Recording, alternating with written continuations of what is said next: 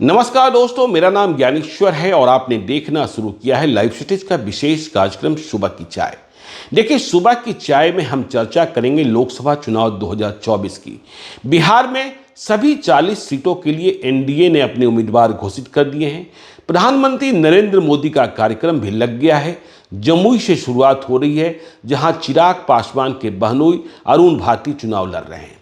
लेकिन महागठबंधन India block की ओर से आधिकारिक तौर पर उम्मीदवारों की सूची अब भी घोषित नहीं की गई है, जबकि पहले चरण का नामांकन खत्म हो चुका है और जो इंडिया ब्लॉक के उम्मीदवार हैं वे नामांकन का पर्चा भर चुके हैं। जहां पहले चरण का चुनाव होना है वहां सभी के सभी आरजेडी के प्रत्याशी हैं। लेकिन देखिए, जो बात गौर करने की है, अगले 1-2 दिनों में जो उम्मीदवार हैं उनके नामों का ऐलान भी हो ही जाएगा। लेकिन इंडिया ब्लॉक में सबसे बड़ी पार्टी बिहार में आरजेडी, और आरजेडी के सर्वे सर्वा लालू यादव, नंबर 2 तेजस्वी यादव।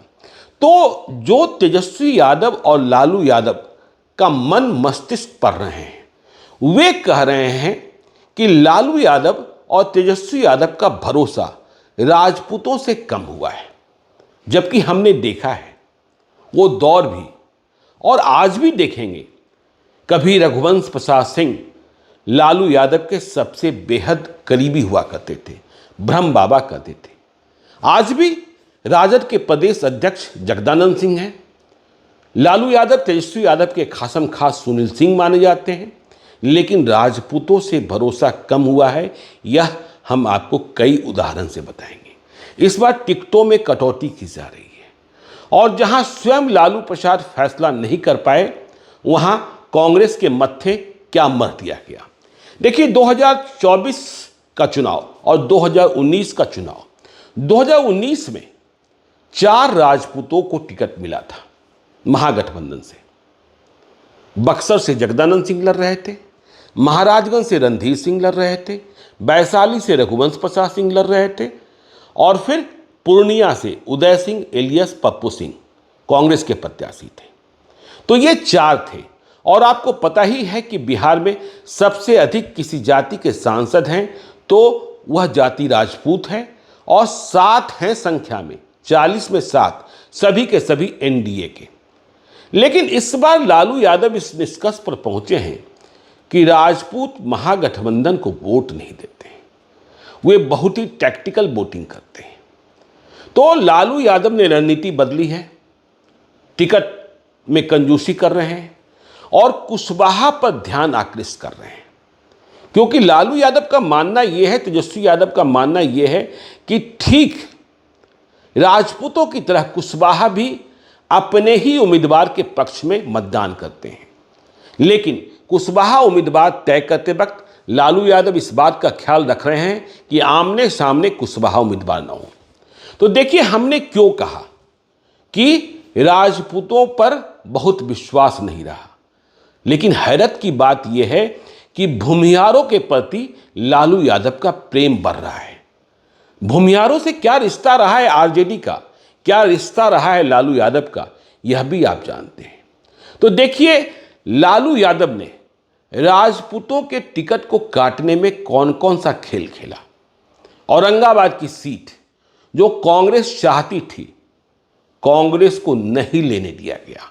वहां निखिल कुमार पूर्व राज्यपाल, आनंद शंकर विधायक दावेदार थे, लेकिन लालू यादव ने नहीं माना। औरंगाबाद की सीट कांग्रेस को नहीं दी गई और राजद ने यह सीट जबरिया हासिल की और अभय कुशवाहा को उम्मीदवार बना दिया। वहां क्या होगा हमें नहीं पता। चित्तौड़गढ़ कहा जाता है, सुशील कुमार सिंह जो बीजेपी के प्रत्याशी हैं, उनके टिकट पर भी ग्रहण लगता दिख रहा था, वे अब ज्यादा आश्वस्त दिख रहे हैं। फिर देखिए, लालू यादव किस तरीके से राजपूतों पर कम भरोसा कर रहे हैं। जब एनडीए में सीट शेयरिंग हुई और सीटों का बंटवारा हुआ, कांग्रेस पार्टी चाहती ही नहीं थी कि हमें महाराजगंज की सीट मिले। लेकिन लालू यादव ने जबरिया महाराजगंज की सीट कांग्रेस को दिलवा दी। क्यों दिलवा दी? बड़ा राज है और इसका रहस्योद्घाटन हम कर रहे हैं। यह जो राज है, देखिए लालू यादव जानते थे कि यदि महाराजगंज की सीट आरजेडी के खाते में रहेगी तो प्रभुनाथ सिंह फिर से दबाव बनाएंगे अपने बेटे रणधीर सिंह के लिए। लेकिन लालू यादव को प्रभुनाथ सिंह के बेटे रणधीर सिंह को चुनाव नहीं लड़ाना था, इसलिए सीट ही कांग्रेस के हिस्से में डाल दी। कांग्रेस के भीतर की खबर यह है कि कांग्रेस में भी महाराजगंज के लिए उम्मीदवार नहीं और कांग्रेस चाहती है राजपूत को लड़ाना, लेकिन लालू यादव इस बात की इजाजत नहीं दे रहे हैं। कांग्रेस तो इस बात के लिए भी तैयार थी कि हम ही प्रभुनाथ सिंह के बेटे रणधीर सिंह को चुनाव लड़ा देते हैं, लेकिन लालू यादव का ग्रीन सिग्नल नहीं मिला है। अब कहा यह जा रहा है, देखिए हमने कहा ना कि राजपूतों पर विश्वास नहीं और भूमिहारों से बढ़ता प्रेम है। कांग्रेस को यह सलाह दी गई है कि आप महाराजगंज में किसी भूमिहार को चुनाव लड़ा लें। देखिए पहले तो खबरें ये आई कि महाराजगंज में बिहार प्रदेश कांग्रेस कमेटी के अध्यक्ष अखिलेश प्रसाद सिंह अपने पुत्र आकाश कुमार सिंह को चुनाव लड़ाना चाहते हैं, तो इस पर लालू यादव को कोई आपत्ति नहीं हो सकती थी। लेकिन अखिलेश प्रसाद सिंह इस निष्कर्ष पर, इस निर्णय पर नहीं पहुंचे कि बेटे को महाराजगंज से चुनाव लड़ाएं। तो ऐसे में भी यह सलाह दी जा रही है कांग्रेस को कि आपको महाराजगंज में किसी भूमिहार को ही लड़ाना है। अब किसे लड़ाएं, कहां से लाएं, यह बड़ा सवाल है। तो देखिए जो भीतर खाने की खबर है कि लालू यादव ने अरुण कुमार, जहानाबाद के पूर्व सांसद की सिफारिश की है कि आप उन्हें महाराजगंज लड़ा दीजिए। अरुण कुमार की पहचान पूरे बिहार में है, इसमें कोई शक नहीं। अरुण कुमार लोजपा में थे, चिराग पासवान के साथ थे। चिराग पासवान से टिकट की उम्मीद थी। चिराग पासवान अभिभावक कहा करते थे, यह मानते थे कि जब उनकी पार्टी तोड़ी गई तो किसी वरिष्ठ नेता ने साथ दिया तो वे अरुण कुमार। लेकिन जब टिकट की बारी आई तो लोजपा के खाते में नवादा की सीट आई नहीं, जहानाबाद की सीट हासिल नहीं कर सके। अरुण कुमार चाहते थे कि वैशाली की सीट आ गई है तो वहीं से मुझे लड़ा दीजिए।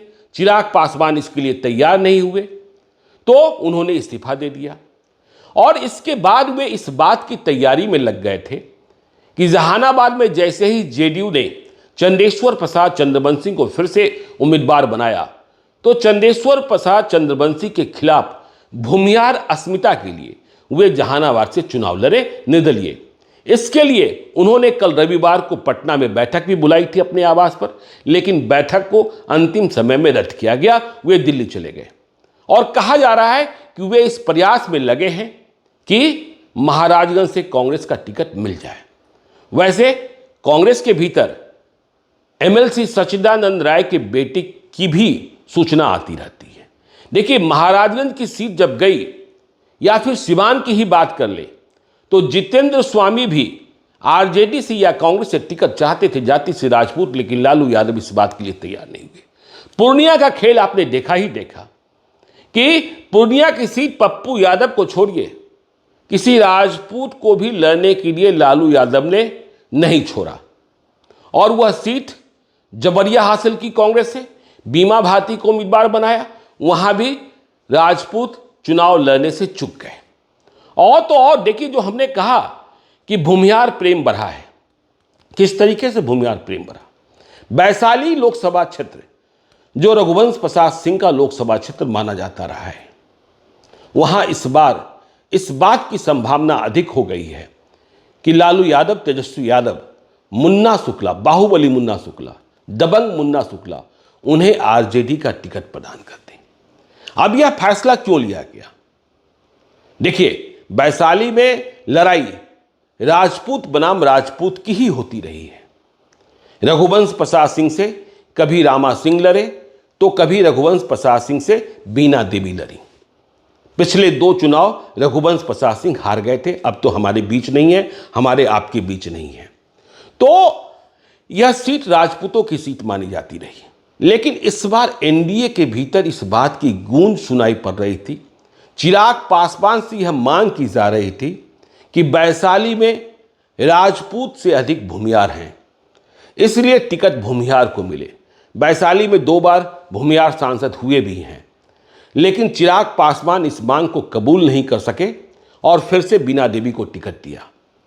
तो भूमिहारों की नाराजगी बढ़ी है, और जब भूमिहारों की नाराजगी बढ़ी तो लालू यादव ने इसे तुरंत भुनाया। यदि मुन्ना शुक्ला सच में उम्मीदवार बन जाते हैं, उन्हें सिंबल मिल जाता है, तो वहां लड़ाई भूमिहार बनाम राजपूत की होगी और इसका संदेशा पूरे बिहार में जाएगा। लालू यादव जो भूमिहारों को अपने पक्ष में करने की कोशिश कर रहे हैं, इसका फायदा उठाने की कोशिश करेंगे। देखिए वैशाली में भूमिहार बनाम राजपूत और यहां राजपूतों की दावेदारी, इसे भी लालू प्रसाद ने कैसे निपटाया। रामा सिंह, जिन्होंने 2014 के चुनाव में रघुवंश प्रसाद सिंह को चुनाव हरा दिया था, 2019 का चुनाव नहीं लड़े थे। रामा सिंह अभी आरजेडी में हैं, उनकी पत्नी महनार से विधायक हैं। तो रामा सिंह ने लोकसभा चुनाव लड़ने की तैयारी कर रखी है और वे शिवहर या वैशाली से चुनाव लड़ना चाहते थे। शिवहर में जब यह बात चर्चा में आई कि लवली आनंद के खिलाफ किसी वैश्य, रितु जायसवाल या संजय गुप्ता को चुनाव लड़ाया जाएगा, तो लालू यादव ने यह सोचा कि वैशाली की बात करते हैं। रामा सिंह को भी वैशाली लड़ने में कोई आपत्ति नहीं, लेकिन अब कहा जा रहा है कि लालू यादव ने नई राजनीति साधी है।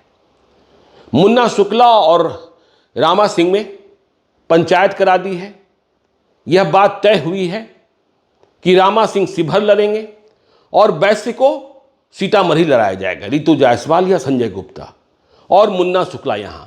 तो देखिए इस बार लोकसभा चुनाव में जो हमने आपको बताया कि 2019 में 4 राजपूत लड़े थे महागठबंधन की ओर से, इस बार 2 ही राजपूत लड़ते दिखाई पड़ रहे हैं।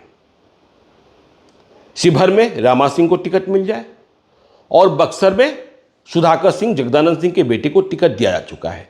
कोई तीसरा राजपूत अभी मैदान में आता दिख नहीं रहा है, या संभावना भी इस बात की दिख नहीं रही है। कांग्रेस जो इस बात के लिए जानी जाती रही है कि वह किसी न किसी राजपूत को लड़ाती ही रही है, उसे तो कोई मौका ही नहीं मिला।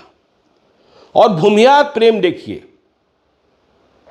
भूमिहार प्रेम ये कि आरजेडी से मुन्ना शुक्ला उम्मीदवार, महाराजगंज से कांग्रेस किसी भूमिहार को उम्मीदवार बना सकती है, और भागलपुर से अजित शर्मा वहां के विधायक। वैसे कल रात में हमें किसी ने बताया, मैं जानकर चौंक गया, कि कन्हैया कुमार, जिनके नाम पर आपत्ति रही है तेजस्वी यादव की, बेगूसराय की सीट कैसे कांग्रेस को नहीं दी गई, सीपीआई को दे दी गई, यह भी आप सबों ने देखा, ठीक पूर्णिया की तरह खेला हुआ।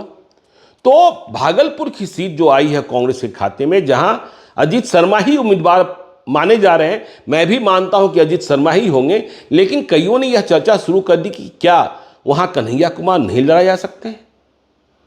और वहां लेफ्ट का, वामपंथी पार्टियों का वोट भी रहा है, कभी सुबोध राय चुनाव भी जीते थे। तो लालू यादव का भरोसा राजपूतों से कम हुआ है। वे एक नई राजनीति को साधने की कोशिश कर रहे हैं, कुशवाहा राजनीति को, और यह रणनीति बना रखे हैं कि कुशवाहा के उम्मीदवार अधिक होंगे, राजपूत कम होंगे, लेकिन कुशवाहा वहीं खड़े किए जाएंगे जहां आमने सामने कुशवाहा नहीं होंगे।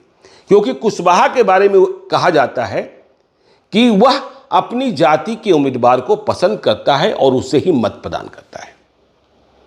तो ये बात तो रही राजपूतों की कटौती की, भूमिहारों के प्रति बढ़ते प्रेम की, और कुशवाहा से प्यार की। अब देखिए पटना साहिब की सीट जो कांग्रेस के खाते में गई है, इस सीट पर कांग्रेस का प्रत्याशी कौन होगा अब तक तय नहीं हो पाया है। पटना साहिब का ट्रैक रिकॉर्ड क्या रहा है, बीजेपी किस तरीके से जीतती रही है, यह हमें भी पता है, आपको भी पता है। रविशंकर प्रसाद उम्मीदवार घोषित किए जा चुके हैं बीजेपी के, और रविशंकर प्रसाद ने चुनाव की तैयारी भी शुरू कर दी है। माना यह जा रहा था कि मीरा कुमार, कांग्रेस की वरिष्ठ नेत्री, जिन्होंने सासाराम से चुनाव लड़ने से मना कर दिया है स्वास्थ्य कारणों से, वह अपने बेटे अंशुल अभिजीत, जो जाति से कुशवाहा हैं, उन्हें चुनाव लड़ाने को प्रयासरत हैं।